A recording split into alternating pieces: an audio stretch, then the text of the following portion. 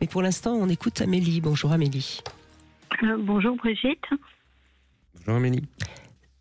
Samuel Bonjour, est avec monsieur. nous. D'accord. Bonjour, on vous écoute. Bonjour. Allez-y. Eh bien, par rapport à ce que vous venez de dire, je pense que cette histoire d'éducation sexuelle dépend d'abord de l'âge et dépend beaucoup des intervenants.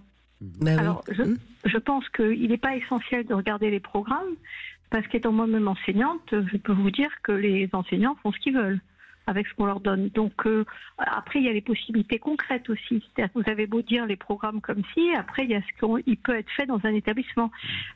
Personnellement, je suis à la fois mère et enseignante, donc je vois un peu les deux côtés. Et il y a quand même une période qui est la période dite de latence. Brigitte, vous connaissez tout ça bien sûr bien mieux que moi. Et donc à partir de entre 7 et 10 ans, on va dire, un enfant peut entendre certaines choses, mais ça connecte pas dans son cerveau. Et à mon avis, c'est très bien que ça connecte pas. Et je vois pas l'intérêt de rentrer dans des détails extrêmement clairs, comme ça a été fait, et moi j'entends tous les jours, des parents notamment, comme c'est fait dans les petites classes. En revanche, moi j'ai des 5e, 4e, et en 4e, je travaille en éducation sexuelle avec mon collègue de Sciences et Vie de la Terre. Alors en 4e, ça a un sens. Les enfants se posent des tas de questions, ils ont besoin d'informations, et puis des informations biologiques, comment marche leur corps, etc. Donc là, c'est une bonne chose de leur apporter un contenu, parce que sinon, vous savez très bien, monsieur, que ils vont aller chercher sur Internet. Et ils vont l'avoir de manière très hard. Donc à un moment, il vaut mieux leur donner des éléments. Et pire encore, ils vont se parler entre eux, et il y en aura toujours un qui va se croire malin et qui va raconter des grosses conneries. Ah, c'est clair. Moi, j'ai une expérience. C'est intéressant ce que vous dites. J'ai eu une expérience comme ça avec des gamins très bien élevés et très chouettes, qui m'avaient expliqué tranquillement en 3e qu'ils voulaient que leur première relation se passe mode gang-bang. Et j'ai mis 2 ans à les sortir de cette idée-là. C'est-à-dire que ce garçon, un des garçons avait une liaison avec une fille très gentille, il voulait pas sortir avec elle parce qu'il voulait que ça se passe comme dans les... C'est hallucinant, quoi. Et il m'a fallu 2 ans pour lui faire comprendre que c'était pas ça. Enfin, ce qui est formidable, c'est qu'il vous en a parlé. Et à votre avis, pourquoi il vous en a parlé ? Parce que vous aviez déjà abordé des sujets ouverts. Oui, c'est-à-dire que la première fois qu'ils m'en ont parlé, la première fois que des jeunes m'ont parlé de ça, je suis restée sur les fesses. Et donc j'avais tellement peur de dire. Excusez-moi, je vous coupe, mais c'est important. Vous pensez qu'il vous provoquait en disant ça, ou non, pas que du c'était tout. sincère ? Non, parce que moi, si vous voulez, j'ai établi un rapport de confiance avec les enfants très vite, quel que soit leur âge. Donc c'était une preuve de confiance et ça m'a beaucoup touchée, mais j'ai eu d'autant plus peur. Parce que je me suis dit, si je fais une bêtise, alors j'ai consulté des psychologues, j'ai beaucoup discuté pour savoir comment je pouvais, et j'ai appris avec eux en fait. Ça, c'était il y a une vingtaine d'années. Alors je le dis pas pour vous, mais je le dis pour ceux qui nous écoutent. Quand un enfant dit ça, la première question qu'il faut lui poser, c'est: mais c'est quoi un gangbang pour toi, Et d'où te vient cette idée ? Est-ce que c'est quelque chose que tu as vu ? Est-ce qu'on en a parlé ? de le renvoyer. Il me disait très clairement d'où ça venait. De toute façon, on le sait en tant que prof. On entend les blagues dans la cour de récré, on entend tout. Donc on sait très bien d'où ça vient. Et ils trouvent ça. Et alors des fois, ils sont sur le cul parce qu'on parle, quand on est sur ce projet d'éducation sexuelle et que je leur fais faire des petits sketchs à partir de ce qu'ils ont fait en SVT, il y a un moment où ils commencent à faire les chochottes. Je leur dis: écoutez, ne me racontez pas d'histoire. Je sais très bien que vous allez sur YouPorn. Et à ce moment-là, il y a toujours un ou deux qui rigolent, l'air gêné, mais ils se marrent parce qu'ils voient que je sais. Mais pour eux, c'est complètement incongru. C'est-à-dire qu'un prof puisse parler de YouPorn en classe, pour eux, c'est inimaginable. Nous, on est sur une planète que, comme quand on est au supermarché, un prof, ça mange pas et ça fait pas pipi, quoi. Alors, a fortiori, parler de ces choses-là, au début, ils ont un véritable choc. Mais après, c'est très productif. Parce qu'on crée une relation de confiance, on est en dehors des obligations parentales. Ils peuvent parler avec nous. Mais c'est là où on a une responsabilité. Il faut faire très attention à ce qu'on dit. Et qu'est-ce qui marche alors, vous qui avez l'expérience, et ce que je comprends, c'est que vous le faites à votre façon avec vos élèves, vous réinterprétez d'une certaine manière les directives du ministère. Je pense que c'est d'autant mieux, ça fonctionne. Au moins vous avez, je dirais, votre public qui est au rendez-vous. Vous diriez que c'est quoi pas la recette, mais en tout cas les éléments qu'il faut mettre en œuvre. J'ai par exemple une question: est-ce qu'il faut mélanger les filles et les garçons ? Parce que c'est aussi une question qu'on entend souvent. Est-ce qu'il faut mettre dans une même séance garçons et filles mélangés, avec le risque que parfois il y ait peut-être des blagues, etc. Moi, je pense qu'il faut les mélanger, parce que sinon on a quelque chose de très artificiel, mais tout le monde n'est pas d'accord. Vous diriez quoi de ce point de vue ? Non, je crois que vous avez tout à fait raison. De toute façon, il vaut mieux qu'ils se parlent. C'est un âge où, surtout, moi je vous parle de ce que je connais, c'est-à-dire 5e, 4e, où c'est l'émergence de la sexualité, avec les hormones et tout ça. Et de toute façon, ils vont être obligés de gérer entre eux. Oui. Et en plus, ils sont assez surprenants. Je me rappelle un jour, on avait une intervenante qui était venue sur l'éducation sexuelle. Ça avait été d'une pauvreté atterrante. Elle leur avait expliqué en gros pendant 1 heure qu'il ne fallait pas violer les filles. Alors tout le monde avait dit, bah, bien sûr, on va pas le faire. Et quand ils sont sortis, tout ce qu'ils disaient était vraiment intéressant. On voyait qu'ils avaient parfaitement intégré. Et ils sont pas idiots. Après, ce qui est important, c'est qu'ils passent de la conception mentale à la réalité. C'est-à-dire qu'ils voient bien ce que c'est en général, mais ils ne voient pas le concret. Et moi, ce que je fais, c'est que je leur dis attention à des choses très précises. Je leur donne des exemples très précis. Et surtout, ça déclenche une parole après le cours. Et moi, c'est ça que je trouve important. C'est qu'ils sentent que l'adulte est quelqu'un à qui on peut parler, qui ne va pas vous juger et qui va vous apporter de l'aide. Moi, ça m'arrivait d'orienter des gamines vers l'infirmière, vers un centre, en disant « ça, je ne peux pas gérer, ma chérie, mais c'est toi qui dois aller là, il faut que tu me prennes en main, quoi ». Oui, mais si en effet tous les professeurs étaient comme vous, Amélie, je crois que personne ne serait inquiet. Même si, encore une fois, forcément on fait au mieux et puis de temps en temps on fait moins bien. Mais ça. Mais ce que je veux dire est pas du tout négatif. Au contraire, hein, je trouve que ce que vous faites est formidable. Mais en fait, ce que vous faites, c'est juste dialoguer avec les jeunes. Vous avez parlé un peu de scènes de théâtre, c'est ça? Oui, non, au départ, c'est un projet joint. C'est-à-dire que le professeur de SVT donne excusez-moi, je n'ai pas expliqué, hein.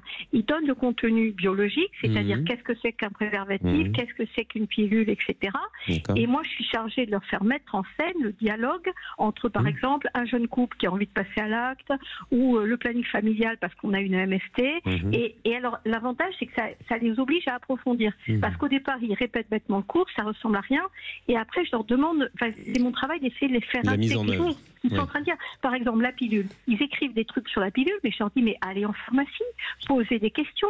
Alors évidemment, ils posent des hurlements, etc. Mais il faut leur dire, vous dédramatisez ça. Il faut que vous en parliez. Si vous allez en pharmacie demander des préservatifs, les garçons, que croyez-vous que la dame va penser? Ils disent, oh, elle va se moquer de moi. Pas du tout. Je leur dis, ils vont penser que vous êtes des jeunes responsables qui vous prenez en main. Et donc, petit à petit, on les invite justement à prendre confiance à l'extérieur avec cette prise de parole. Mais c'est pas facile, hein. Non, mais je pense que moi, je vous rejoins tout à fait. Et pour avoir fait aussi ce genre d'exercice avec des jeunes, on est... moi, je trouve assez émerveillé de voir le sérieux avec lequel ils peuvent aborder le sujet quand on est, encore une fois, au rendez-vous en tant qu'adulte, quand on pose les choses, quand on utilise les bons mots, quand on aborde le sujet comme un sujet... voilà, comme les autres, mais avec une certaine gravité, parce que pour eux c'est important, c'est un sujet d'adulte.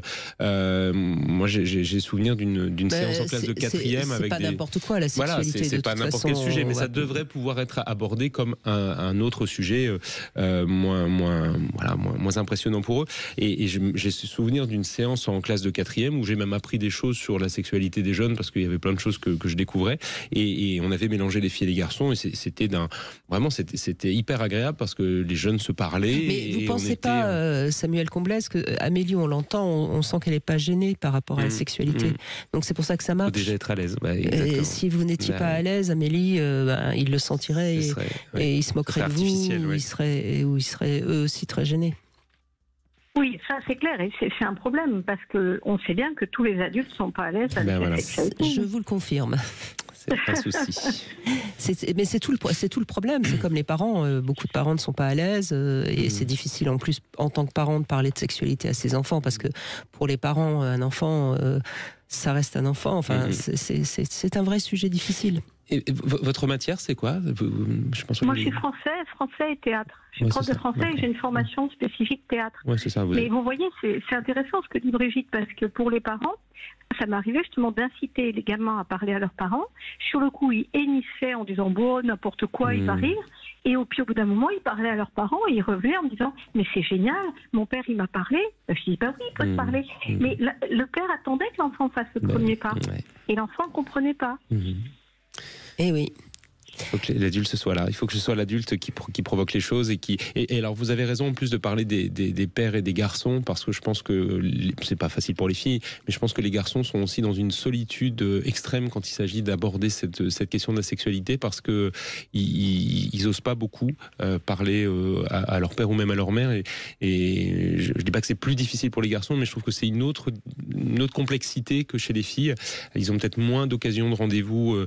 Enfin, je le dis souvent, souvent, hein, mais c'est vrai que le gynécologue, par exemple, existe pour les filles, mais il n'y a pas de gynécologue pour les garçons. De toute façon, la fille, on va lui parler de ses règles. Voilà. Déjà, il y a toujours un prétexte pour pouvoir en parler à un moment ou à un autre. Chez les garçons, avant, on avait le service militaire, on aurait pu éventuellement parler. Bon, mais aujourd'hui, ça n'existe plus. En tout cas, d'autant que les garçons ont très vite des érections et certains ne savent même pas qu'est-ce qui leur arrive. Ce qu'on appelle les pollutions nocturnes, les éjaculations nocturnes, etc. Pour un garçon qui n'a pas été préparé, c'est extrêmement angoissant parce qu'il a l'impression que c'est de l'énurésie, donc le fait d'avoir fait pipi au lit, etc., qui revient.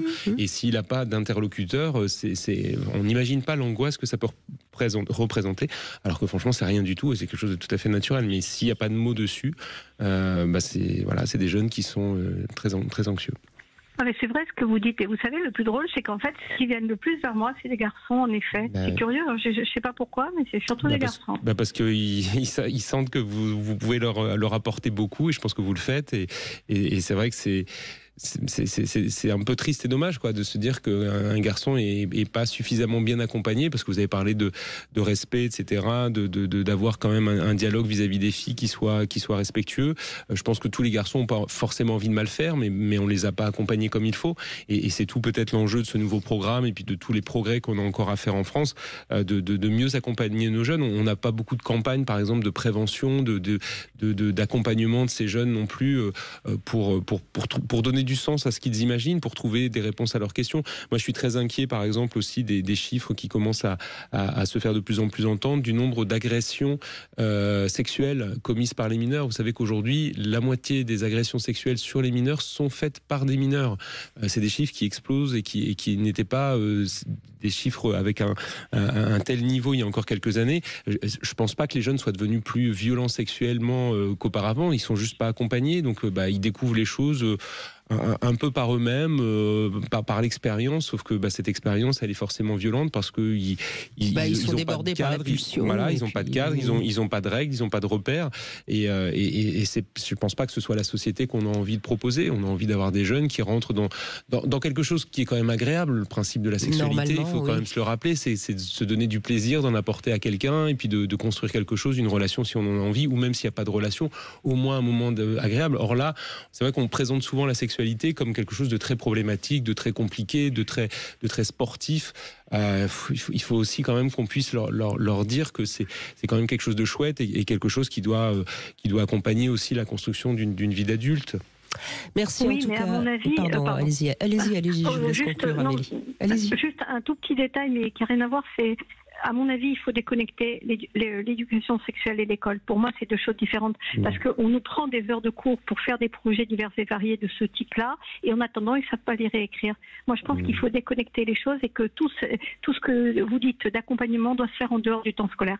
Par exemple, on a des cours, et puis de 4 à 5, on a une prise en charge là-dessus, qui est très importante. Mais il faut déconnecter. Parce que pour l'instant, c'est pas idiot ce que dit Amélie, et peut-être qu'il faut même laisser les enfants y aller ou pas, enfin je sais pas, c'est encore une autre question. Merci beaucoup Amélie, de votre... bravo. Oui, bravo, absolument.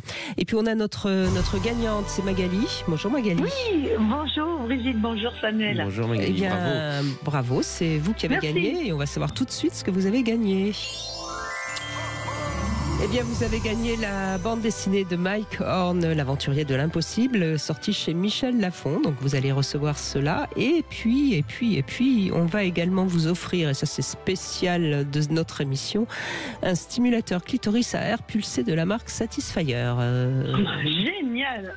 Voilà Magali, comme ça vous pourrez faire ce que vous voulez, soit lire la bande dessinée, soit vous amuser avec ce petit jouet. Voilà. Eh bien les deux, voilà. Eh bien, vous avez bien raison, il faut faire les deux. Merci beaucoup Magali, en tout cas, merci à vous. Puis on continue après les infos.